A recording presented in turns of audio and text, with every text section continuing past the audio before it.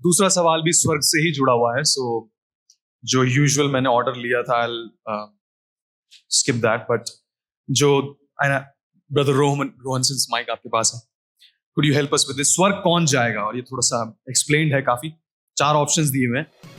जो यीशु पर विश्वास करता है लेकिन भले काम नहीं करता, जो भले काम करता है पर विश्वास नहीं करता, तीसरा जो विश्वास करके भले काम करता है कि वो स्वर्ग जा सके, वह जो या फिर चौथा आखिरी की वह जो बिना स्वर्ग की चिंता करे, परमेश्वर पर निर्भर है और अपनी पूरी कोशिश करता है कि गुनाह ना करे, पर उसे अपने कामों के कारण नहीं लगता कि वह स्वर्ग जा सकता है।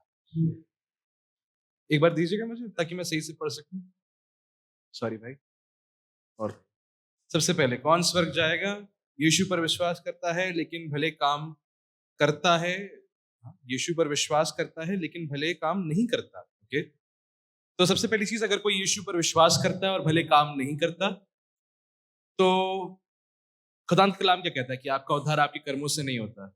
लेकिन जो सच्चा विश्वास करता है, याकूब में क्या लिखा हुआ है कि उसके जीवन में आगे कार्यता नजर आएगी। अगर मैं तुमसे कहूं कि मैं विश्वास करता हूं और मेरे जीवन में कर्म ना हो, तो फिर वो विश्वास व्यर्थ हुआ, वो विश्वास जीवित नहीं है। मैंने अपने सेशन में उस पर्टिकुलर आयत को कोट भी करा था और बताया था कि जैसे शरीर आत्मा से अगर जुदा कर दिया जाए तो शरीर मृतक है, उसी तरीके से अगर विश्वास से आप काम हटा देंगे तो विश्वास आपका कैसा हो जाएगा?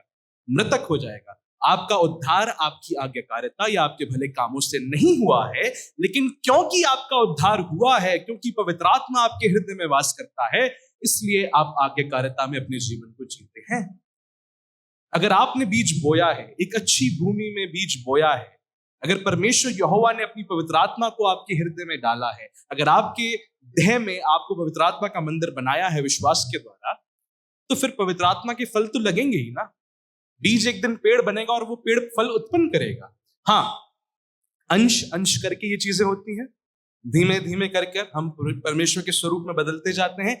आज स्वीकार करा, कल से नो पाप, ऐसा किसी के जीवन में नहीं होता। ठीक है, हम सबका जीवन स्ट्रगल से भरा हुआ है। बहुत बार हम विक्ट्रीज को देखेंगे, परमेश्वर के नाम को महिमा मिले, और बहुत बार हम हार को देखेंगे, हमें खुदावंद क्षमा करे। हालेलुया। तो ये जीवन है हमारा। तो विश्वास करता है लेकिन भले काम नहीं करता।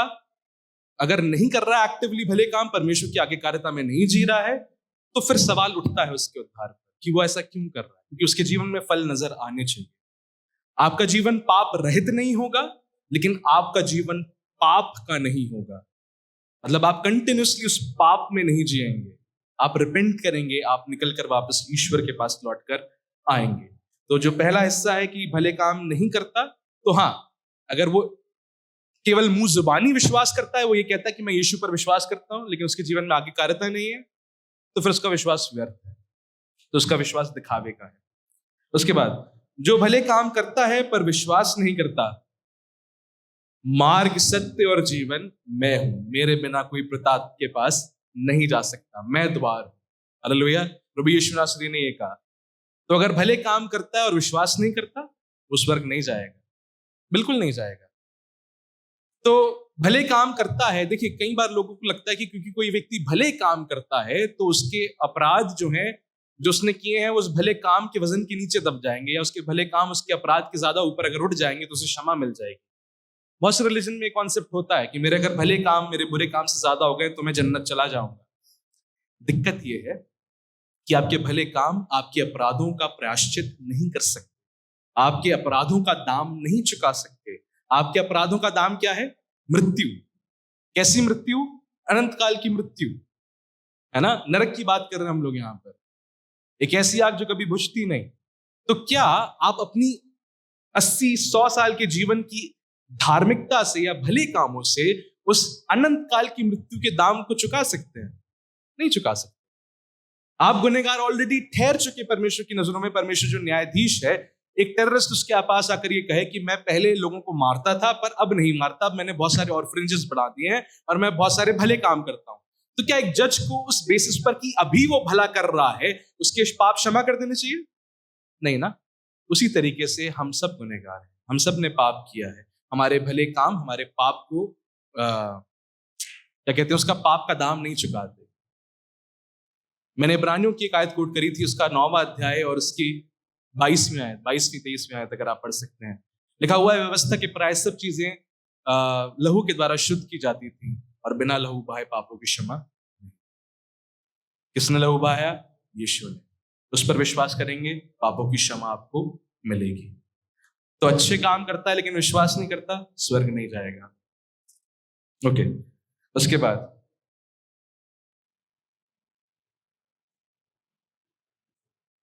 जो विश्वास करके भले काम करता है कि वह स्वर्ग जा सके,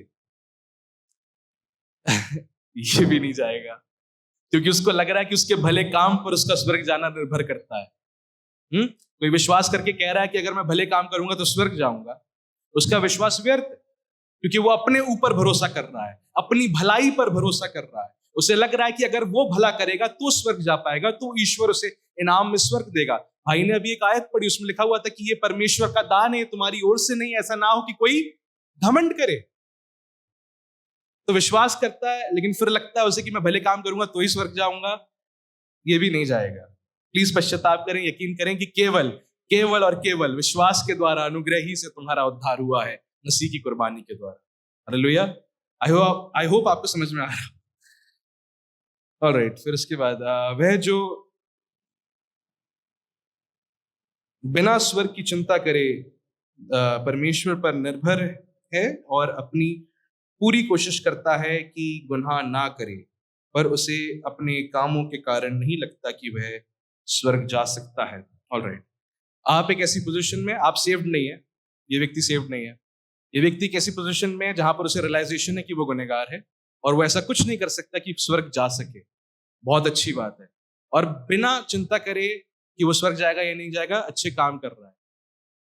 फिर से आपको चिंता करनी चाहिए कि आप स्वर्ग जाएंगे या नहीं जाएंगे। आपको पता होना चाहिए कि, और एक विश्वासी को इस धरती पर भी पता हो सकता है निश्चित रूप से कि वो स्वर्ग जाएगा या नहीं जाएगा।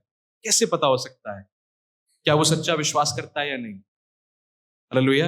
अगर वो विश्वास करता है तो उसे पता है कि यीशु ने क्रूस पर कुर्बानी दी, उसके अपराध क्षमा कर दिए गए हैं, और यीशु ने कहा है कि अंत के दिन मैं उसे फिर से जलाऊंगा। जिसको पिता मेरे पास भेजता है उसे मैं फिर से दूर नहीं करूंगा, और अंत में मैं उसे फिर से जलाऊंगा।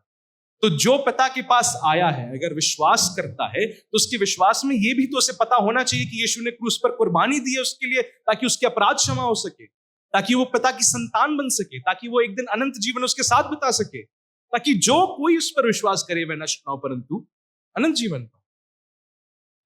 तो फिर ये सोचना, फिर ये संदेह रखना कि उसे स्वर्ग मिलेगा या नहीं मिलेगा, ये संदेह हट जाना चाहिए आपके जीवन से। आप स्वर्ग जाएंगे अगर आप विश्वास करते हैं। दूसरी चीज बस ये रियलाइजेशन है कि वो गुनहगार है, जो कि अच्छी बात है। ये रियलाइजेशन खुदावंद यहोवा की ओर से उसकी पवित्र आत्मा के कन्विक्शन के द्वारा आता है कि आप गुनहगार हैं। करना क्या है? हाँ, आप गुनहगार हैं, खुदावंद से माफी मांगे, पश्चाताप करें, आप स्वर्ग निश्चित जाए। हालेलुया। यीशु की कुर्बानी से, भले कामों से नहीं, परमेश्वर के अनुग्रह से।